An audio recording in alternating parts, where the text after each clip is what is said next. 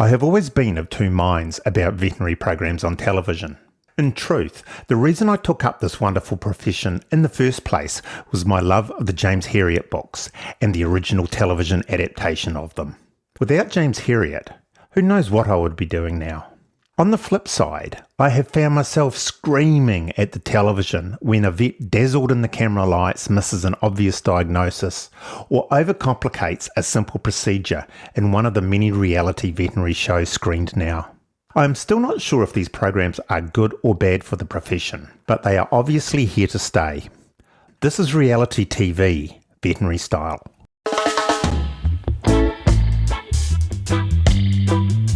I am veterinarian Brian Gregor, and you are listening to the Vet Podcast.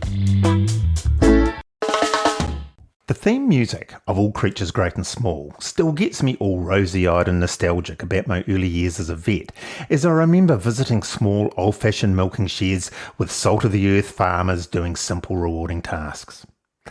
Most of the carvings were simple, because the farmer hadn't already given it a try themselves, and the downer cows mostly got up because they were non-complicated milk fevers and there hadn't already been a cocktail of metabolics tipped into them by the farmer before I got there. There was always a cup of tea and a cake in a warm kitchen when finished, or if it was later in the day, the invite inside for a quick beer or a little drop of something stronger, and of course the sun was always shining. Now, to set the record straight, I am not of the James Herriot vintage, but still old enough to catch an episode and think, I remember doing that. Anyway, I'm getting all wistful here.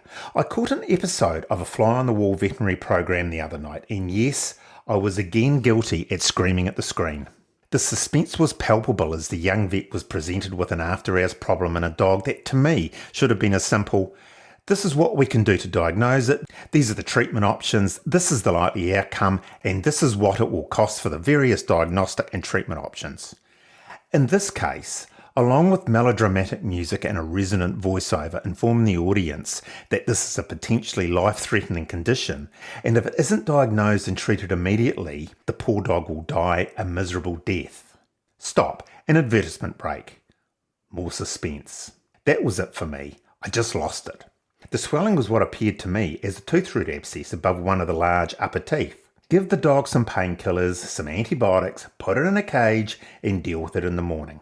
It appeared that the dog went straight to surgery, but did it? In the program it did, but the clock on the wall of the surgery said 10:17, and there appeared to be a full complement of nurses present. Surely it was 10:17 a.m. because you wouldn't bring in all of the surgical team at 10:07 p.m. for a tooth root abscess. Have I just seen some cunning editing? Am I being a bit harsh on the veterinarians involved in these programs though? Probably I am. There are some exceptions possibly. I haven't followed the case closely, but there was an American TV vet who got into strife for his treatment of, I think, a road traffic accident. But on the whole, the vets are doing their best. I suspect it is the actual format of these shows that gets old vets like me riled up. Probably the most visceral thing that sells any reality TV show is life and death drama. Just look at the ER, ambulance or police reality programs. A vet practice has all this drama in spades. So what is the effect of these programs on veterinary practice and veterinarians? As I said earlier, I'm of two minds here. There is a reasonable educational value for pet owners in a lot of these programs. Discussions on common conditions, what the symptoms are, how they are diagnosed, what the treatment is. I would imagine not infrequently a pet owner will be watching and think, my pet has those same symptoms. I had better get it seen. I note that there is a trend to personalise the vets. I have especially noticed this in some of the English programs, where the real person behind the vet is portrayed. This shows we are human like everybody else. It also shows the kind of conditions we work under. Long hours, always the risk of injury from our patients, often grovelling in the mud and muck, and for the rural vets, out in all sorts of weather. Although not often stated directly, the tight bond between us and our fellow vets and between vets and vet techs or nurses is always on show. So what are the negatives? From a clinician's point of view, there are a lot. I get frustrated with the over-dramatisation of what appears to be a relatively minor condition. Diagnostics undertaken that probably weren't really indicated, and what appears to me to be overtreating of some conditions. I have to stop myself though. I have to remember that there are several steps I'm not seeing. Firstly, these programs are primarily entertainment. Any education passed on is a fortunate side effect. We have to remember that what is shown on television is actually the producer's perception of what went on. Now, on the whole, the producer has little or no veterinary knowledge, so their primary focus, of course, is entertainment. What is shown is a combination of the producer's vision and the editor's craft. The veterinarian, I'm assuming, has very little input.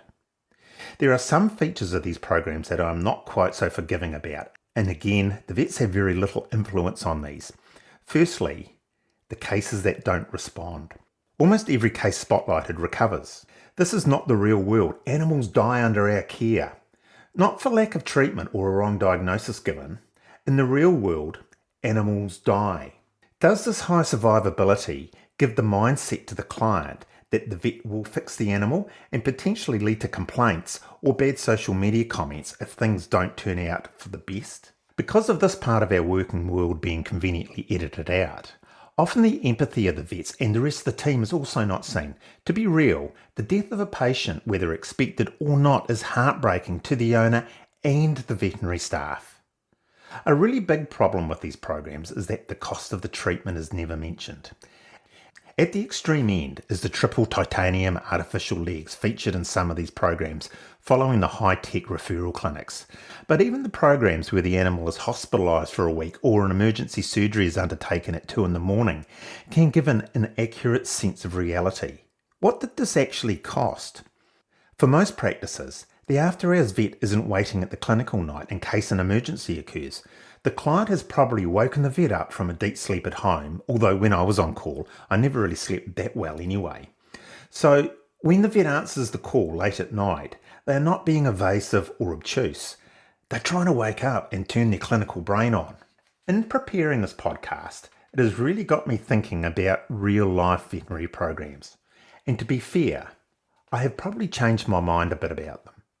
Remember that what you are seeing is a layperson's interpretation of veterinary practice produced primarily for entertainment in an animal-loving world. As those of us in the profession know, there can be some very exciting and often very stressful situations occur, but what are the chances of these occurring for the one day a week the film crew is present?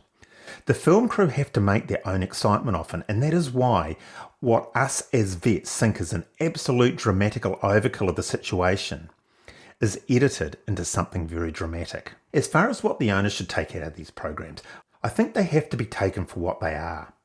Entertainment and a peek into a very interesting profession run by very passionate people. It is a slightly sanitised look at what we do. I would doubt that doing an enema on a constipated fat Labrador or cutting up a dead calf inside a cow would make particularly good television. Just remember that the program is a representation of what happens in veterinary practice, but often sanitised. Animals die, veterinary services cost, and veterinary professionals are real people with real feelings. Patients dying and personal criticism really hurt. Remember that the veterinary profession in many parts of the world has the highest suicide rate of all of the professions. Respect your vet and tell them how much you appreciate them. It will make their day. Give me your thoughts on veterinary programs on any of our social media platforms. Do you watch them? Do you like them or hate them? Find us by looking for Vet Podcast. All one word.